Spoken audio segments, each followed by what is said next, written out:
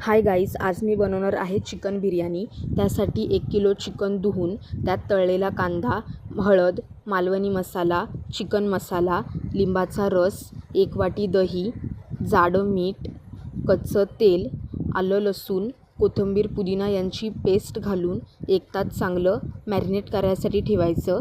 नंतर हंडीमध्ये पाणी घालून तेल, तेजपत्ता, दालचिनी, मिरी, चिरलेली कोथिंबीर आणि पुदिना आणि लिंबाचा रस घालून तांदूळ 50% शिजवून घ्यायचा। नंतर कढईमध्ये तेल, जिरं, मोहरी, कांदा, कढीपत्ता आणि मॅरिनेट केलेलं चिकन घालून ते 75% शिजवून घ्यायचं। नंतर वाटीमध्ये दूध घेऊन त्यात जायफळ, वेलची पूड आणि फूड कलर टाकून मिक्स करायचं।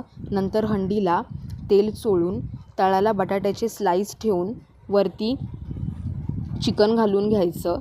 चिकन चांगलं पसरवून घ्यायचं। त्याच्यानंतर आपला वरच्या लेअरला राईस घालून घ्यायचा, तो पण चांगला पसरवून घ्यायचा आणि मग त्याच्यावरती फूड कलर टाकून अंडी घालून असे आपले चांगले लेअर पाडून घ्यायचे। तुमचे कितीही लेअरमध्ये तुम्ही पाडू शकता, 2-3 लेअरमध्ये केलेले चांगले। मग फूड कलर टाकून परत अंडी ठेवायची, परत चिकन घालून परत राईस घालायचा, परत फूड कलर घालून वरती अंडी ठेवायची। मग कांद्याचे स्लाईस, टोमॅटोचे स्लाईस